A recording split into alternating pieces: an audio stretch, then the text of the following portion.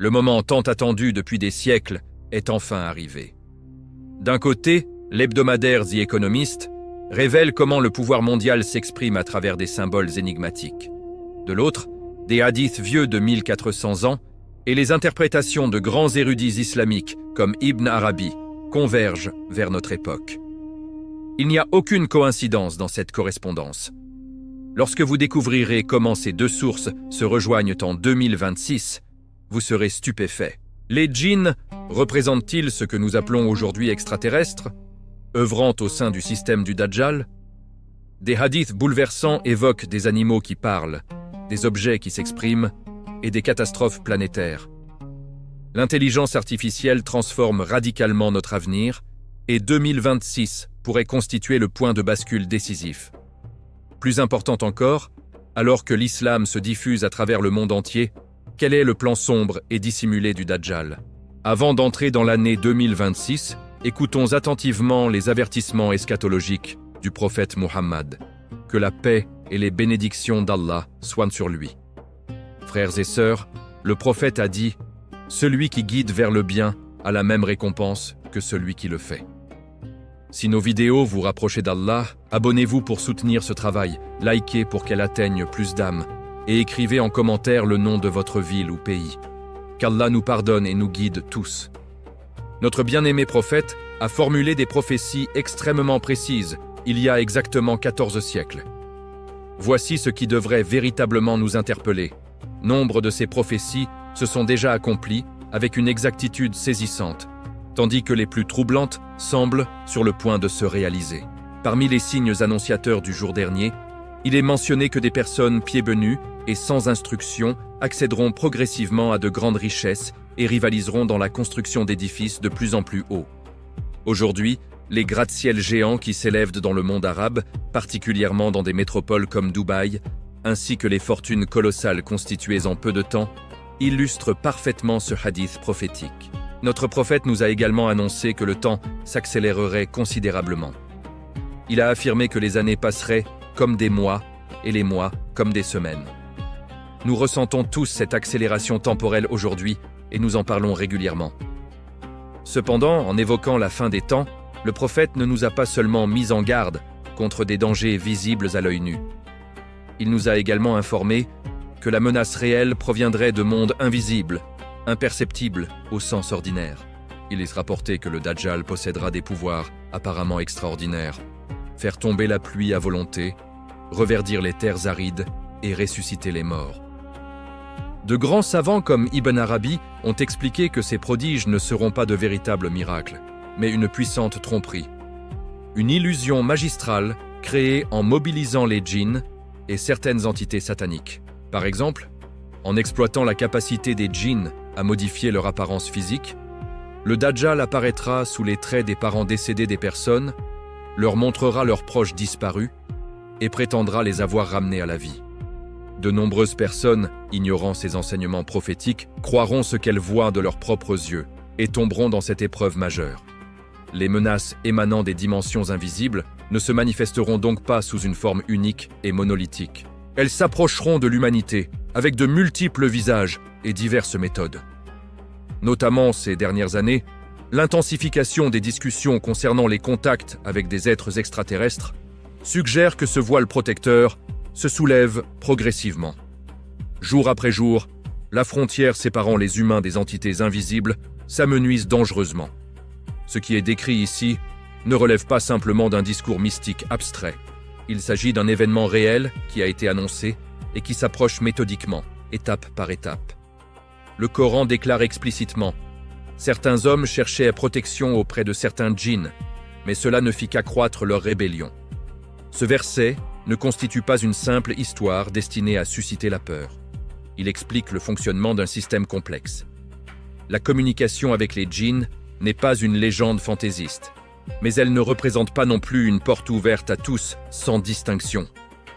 Tout au long de l'histoire humaine, cette porte a été forcée par des rois ambitieux, des magiciens, de faux guides spirituels et des organisations secrètes. Ibn Arabi évoque 3 niveaux distincts de relations avec les djinns. Premièrement, le contact accidentel et involontaire. Deuxièmement, la communication intentionnelle mais limitée dans son ampleur. Troisièmement, l'accord mutuel et la relation de service organisée. Le danger réel commence précisément au troisième niveau. À ce stade, il ne s'agit plus simplement d'acquérir des connaissances ésotériques. C'est à ce moment que débutent la collecte de renseignements, l'orientation stratégique et le contrôle systématique. Tandis que les agences de renseignement modernes collectent des informations en utilisant des satellites sophistiqués, des dispositifs d'écoute avancés et une surveillance numérique omniprésente, dans les temps de la fin, les armées du Dajjal utiliseront le renseignement djinn. Comme l'explique l'imam al-Ghazali dans son œuvre monumentale Ihya Ulum al-Din, les djinns peuvent insuffler des suggestions dans les cœurs humains, influencer les processus de pensée et même modifier les états émotionnels.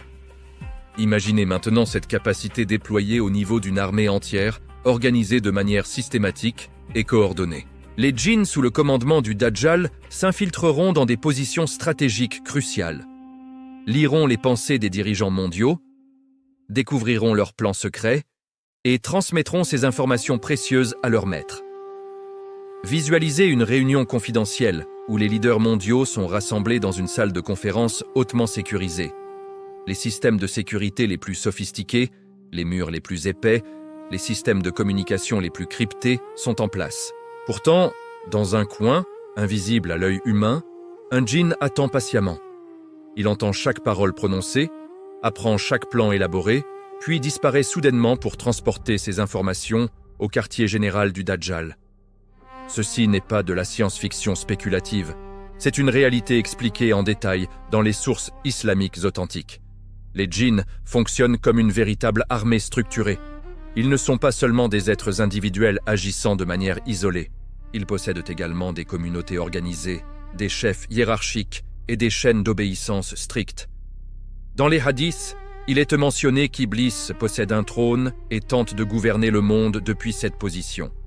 Ce n'est pas une métaphore poétique, mais bien une description d'une structure organisationnelle réelle. Les djinns observent méthodiquement les faiblesses humaines. Ils analysent nos peurs les plus profondes. Ils enregistrent comment chaque personne réagit à diverses émotions. Un moment de colère intense, un instant d'orgueil démesuré, un moment de désespoir profond. Tous ces états constituent des points d'entrée pour leur influence. Ces informations sont ensuite transmises comme du renseignement militaire classique.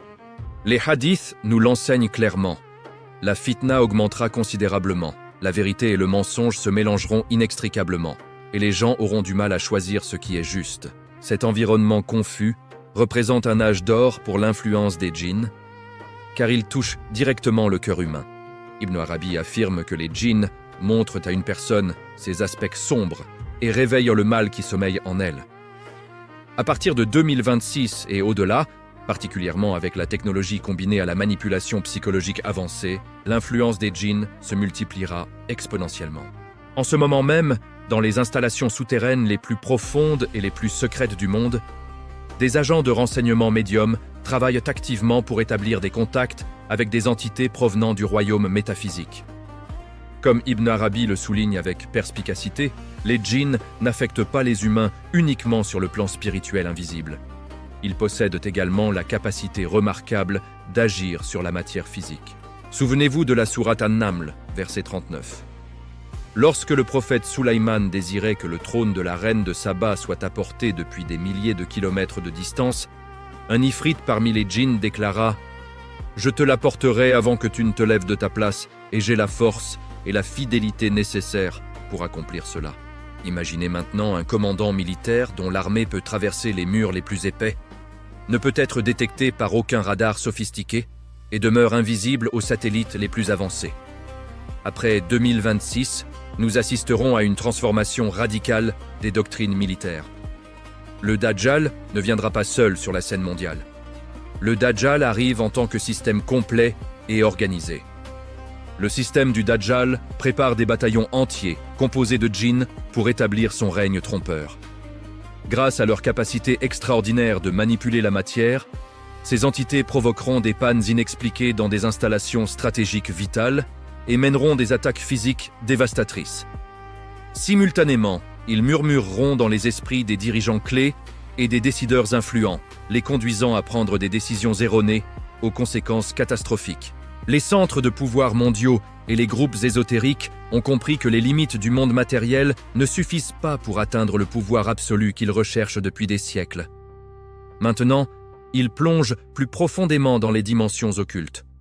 Ce qui est expliqué dans cette section constitue le fondement même de la fitna du Dajjal. Il n'est pas encore apparu publiquement sur la scène mondiale, mais derrière le rideau, les préparatifs ont déjà commencé de manière intensive. Au-delà des djinns et des événements métaphysiques, l'un des signes importants du jour dernier mentionné par notre prophète concerne les tremblements de terre dévastateurs. Il a affirmé que l'heure ne viendra pas avant que les tremblements de terre n'augmentent considérablement en fréquence et en intensité. Nous pourrions nous réveiller un jour avec des informations concernant un séisme majeur dans une métropole densément peuplée comme Istanbul, causant un nombre extrêmement élevé de victimes. Dans un hadith remarquable rapporté par l'imam Muslim, le prophète Mohammed a également prédit autre chose en plus des tremblements de terre. L'heure ne viendra pas avant que les terres d'Arabie ne redeviennent prairies et rivières. Récemment, nous avons tous remarqué des précipitations inhabituellement abondantes en Arabie, même autour de la Kaaba sacrée. La pluie est devenue si fréquente et intense que de la végétation a commencé à apparaître à la Mecque elle-même. Le verdissement d'une vaste zone démontre que ce signe de la fin des temps a commencé à se réaliser sous nos yeux. Le Coran lui-même évoque un passé ou un avenir plus vert pour l'Arabie. Dans la sourate Yassine, il est dit « Un signe pour eux est la terre morte. Nous lui avons donné la vie et en avons fait sortir des grains dont ils se nourrissent, et nous y avons placé des jardins de palmiers et de vignes. » Ce qui est particulièrement fascinant, c'est que les archives géologiques confirment ce que le Coran affirme. Bien qu'aujourd'hui nous observions d'interminables dunes de sable, la péninsule arabique était autrefois fertile et verdoyante. Le Coran fait référence à cela dans la sourate Al-Hajj. Tu vois la terre desséchée, mais lorsque nous y faisons descendre l'eau, elle se met à trembler, à gonfler et à faire pousser toutes sortes de magnifiques plantes. Les modèles climatiques modernes évoluent également de manière étrangement cohérente avec ces prophéties anciennes. La crise de l'Euphrate apporte une autre prophétie au premier plan avec une acuité saisissante. Notre prophète a déclaré « L'heure ne viendra pas avant que l'Euphrate ne se retire et ne révèle une montagne d'or. » Aujourd'hui, le fleuve Euphrate connaît une crise hydraulique grave, avec des niveaux d'eau qui chutent de manière dramatique. Le Coran avertit également au sujet de la pénurie d'eau dans la sourate Al-Mulk.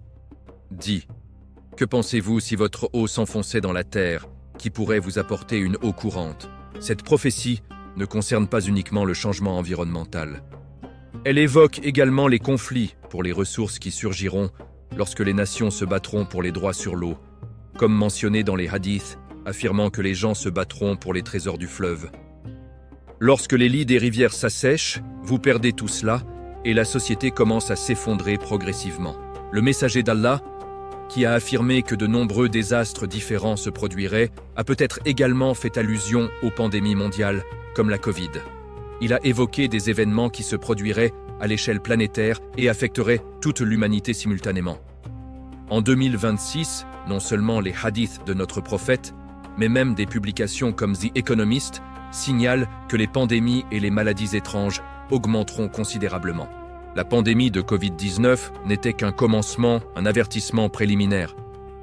Les épidémies futures pourraient être beaucoup plus mortelles et puissantes. La stratégie du Dajjal est limpide: affaiblir les populations, les effrayer profondément et les placer sous contrôle total.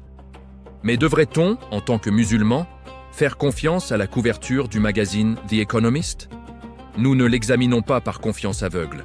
Nous l'analysons pour comprendre leur stratégie et leurs intentions. Ces couvertures ne sont pas ordinaires.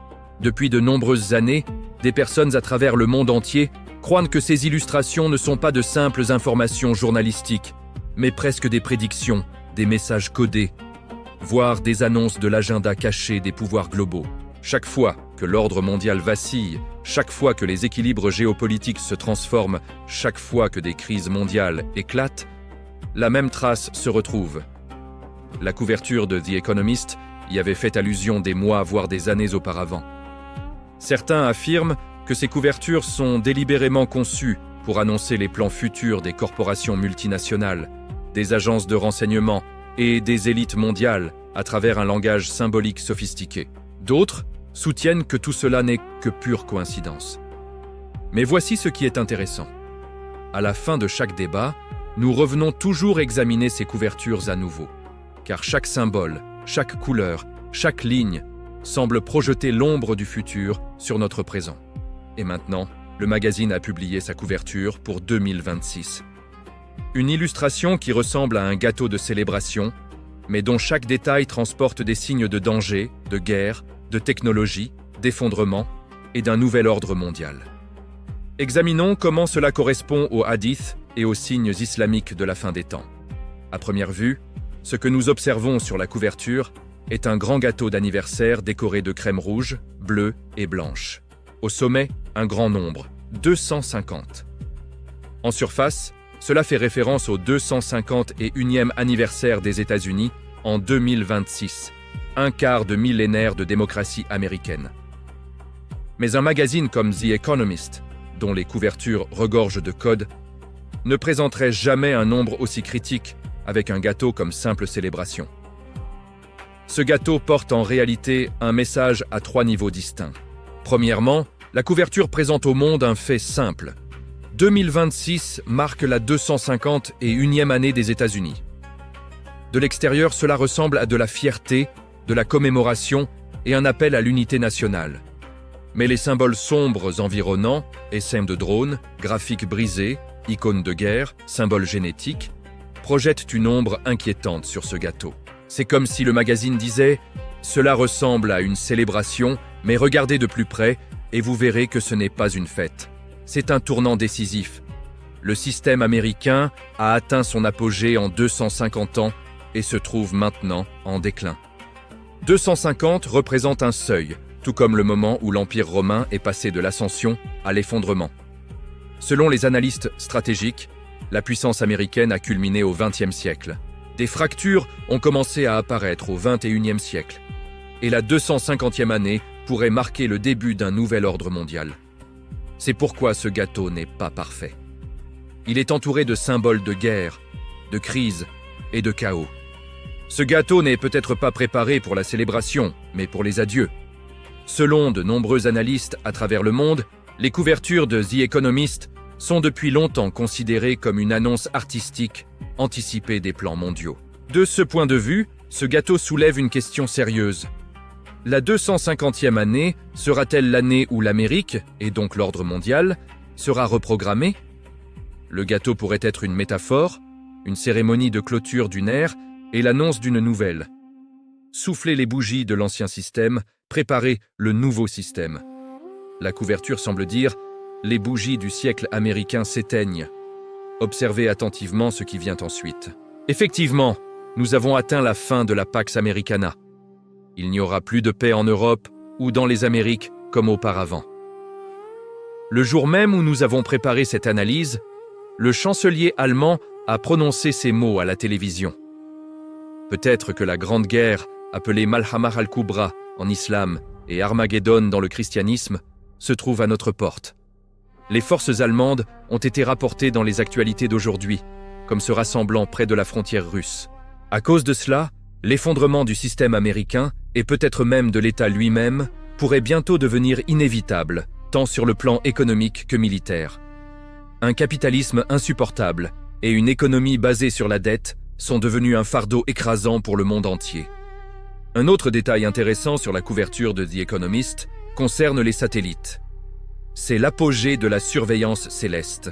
Les satellites représentés sur la couverture diffusent des ondes radar autour d'eux. Ces lignes ne sont pas simplement décoratives. Les signaux représentent la surveillance depuis l'espace, les guerres de signaux, le sabotage de satellites et le risque de déconnexion mondiale en 2026. Ces signaux provenant du ciel symbolisent une obscurité numérique se propageant dans les réseaux énergétiques, les banques, les systèmes électoraux et même la vie personnelle des individus. Un drone abattu et un cargo ciblé depuis un satellite suggèrent que 2026 pourrait être l'année des conflits à haute altitude. Le ciel n'est plus simplement un espace bleu. Il est devenu la scène principale des armes, des signaux, de la surveillance et des menaces. Au début de cette analyse, nous avons affirmé que les djinns seraient représentés comme des extraterrestres et que le contact avec ces êtres, c'est-à-dire les djinns, aurait lieu. La couverture de The Economist fait également allusion à cette idée. La métamorphose fait partie de la nature des djinns. Le mythe des êtres extraterrestres, qui représente la plus grande curiosité et la plus grande peur des humains modernes, constitue un déguisement parfait pour l'armée du Dajjal. Ces objets non identifiés observés dans le ciel, ces faisceaux de lumière mystérieux, ces êtres à la peau grise. Lorsque nous les examinons à travers les sources islamiques, nous comprenons que beaucoup d'entre eux sont des djinns métamorphosés. Ils peuvent se déplacer à des vitesses que la technologie ne peut expliquer et peuvent transcender la matière elle-même. Lorsque le Dajjal apparaîtra sur Terre ou déclarera sa domination mondiale, il montrera ces entités en prétendant qu'elles représentent une technologie hautement avancée. Il pourrait dire aux gens « Regardez, même nos amis venus des étoiles sont sous mon commandement. Je gouverne non seulement le monde, mais l'univers entier. » Ces êtres peuvent prendre forme humaine, mais ils peuvent également apparaître sous des formes surhumaines, angéliques ou extraterrestres. Ibn Arabi affirme que les djinns peuvent revêtir des formes issues du monde de l'imagination et descendre dans le monde matériel. Les gens penseront voir des sauveurs descendant du ciel. Mais en réalité, ce ne sont rien d'autre que des ifrites et des démons sous le commandement du Dajjal. C'est un théâtre planifié depuis des millénaires, conçu pour préparer l'humanité à un faux messie. Nous arrivons maintenant à une prophétie extraordinaire et bouleversante que même The Economist n'aurait pu imaginer. Les animaux sauvages et les objets parlant aux humains. Le messager d'Allah a déclaré « Je jure par celui qui détient mon âme entre ses mains, l'heure ne viendra pas avant que les animaux sauvages ne parlent aux gens, avant que l'extrémité du fouet d'un homme ne lui parle, avant que la lanière de sa chaussure ne lui parle, et avant que sa cuisse ne lui raconte ce que sa famille a fait après lui. Peut-être que vous regretterez le silence dans cette nouvelle phase, commençant à partir de 2026 et au-delà. L'annonce choquante, faite par notre prophète, il y a 1400 ans, au milieu du désert, se dresse devant nous en se combinant avec la réalité technologique et métaphysique d'aujourd'hui. Lorsque nous disons parler, nous pensons généralement à des mots sortant de la bouche. Mais parler, c'est en réalité transmettre du sens. Si quelque chose vous donne des informations, réagit à vous et produit une réponse, il n'est plus silencieux. Peut-être qu'avec des machines spéciales, nous comprendrons pleinement les émotions et les désirs des animaux. Avec l'aide de l'intelligence artificielle, nous pourrions atteindre un point où nous comprenons exactement ce qu'ils veulent dire. Les algorithmes d'intelligence artificielle décodent déjà les fréquences des baleines dans les profondeurs océaniques. Des dispositifs qui traduisent les pleurs d'un bébé en « j'ai faim » ou « j'ai peur » sont déjà disponibles dans les magasins.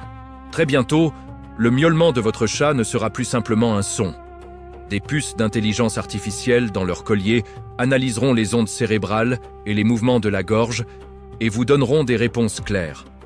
L'intelligence des objets, la lanière de chaussure et le fouet. La partie la plus effrayante concerne les objets que nous considérons comme inanimés.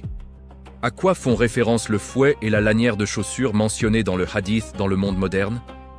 Aux boîtes de verre noires que vous transportez toujours avec vous et que vous ne déposez jamais, les smartphones. L'extrémité du fouet, le téléphone, informera son propriétaire. Pendant votre absence, votre conjoint a parlé à cette personne. Votre enfant a visité ce site web. Aujourd'hui, cela se produit déjà par le biais des notifications et des journaux d'activité. Mais demain, ces objets parleront littéralement. Il existe également l'aspect spirituel. Un croyant pourrait entrer dans sa maison et entendre son canapé dire « Bienvenue, ô ami d'Allah ». Ou un tyran pourrait se cacher derrière un rocher et ce rocher crierait « Ô musulman, il y a un tyran derrière moi, viens le punir ». Le hadith concernant les pierres et les arbres, à l'exception de l'arbre Garkad, Ibn Arabi affirme « Tout est vivant et tout possède un langage, mais nous ne pouvions pas l'entendre. » Dans les temps de la fin, la lourdeur sur les oreilles sera retirée. la fréquence de la matière et la fréquence de la perception humaine deviendront égales.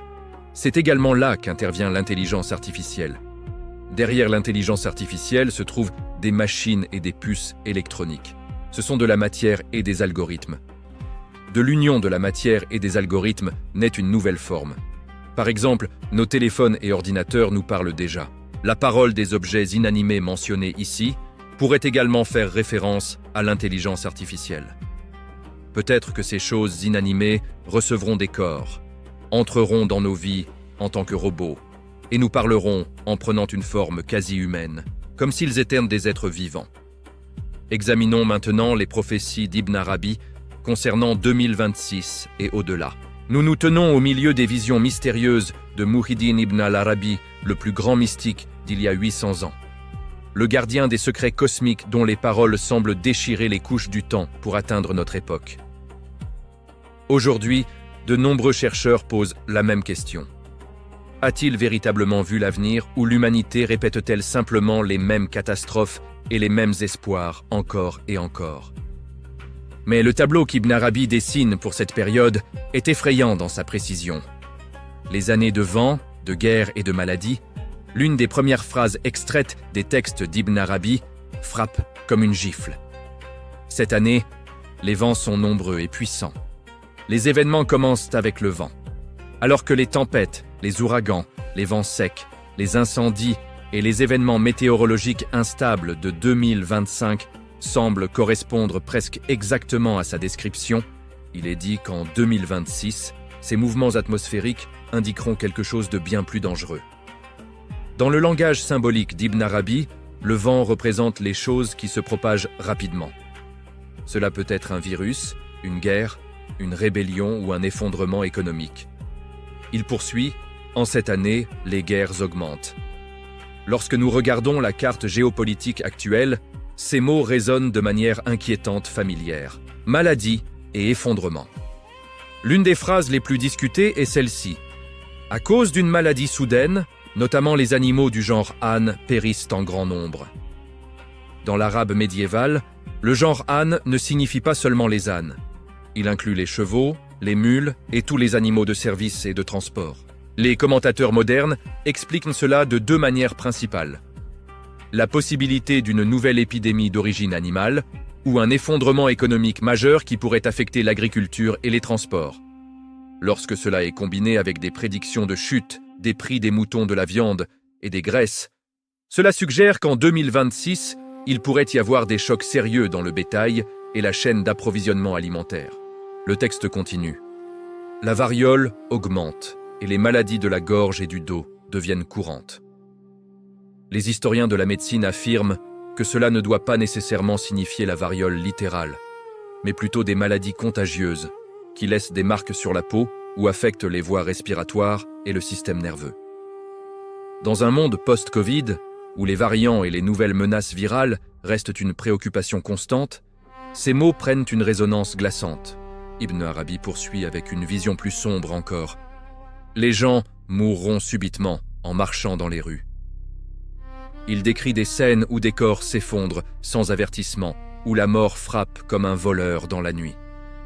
Certains interprètes y voient une allusion à des crises cardiaques massives liées au stress, à la pollution ou à des effets secondaires vaccinaux. D'autres à une nouvelle pandémie fulgurante. Ce qui est certain, c'est l'image d'une mortalité soudaine et visible, brisant le sentiment de sécurité quotidienne. Puis vient la dimension géopolitique. La guerre éclatera entre les grands rois. Ibn Arabi mentionne des conflits impliquant l'Orient et l'Occident, des alliances qui se brisent, des trahisons inattendues.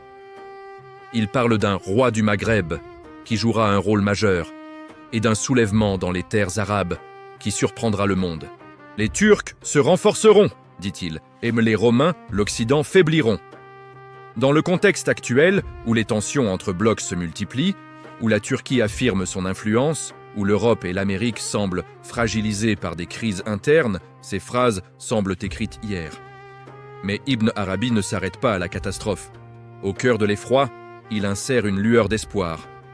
Un homme du Hijaz apparaîtra, portant le signe de la droiture.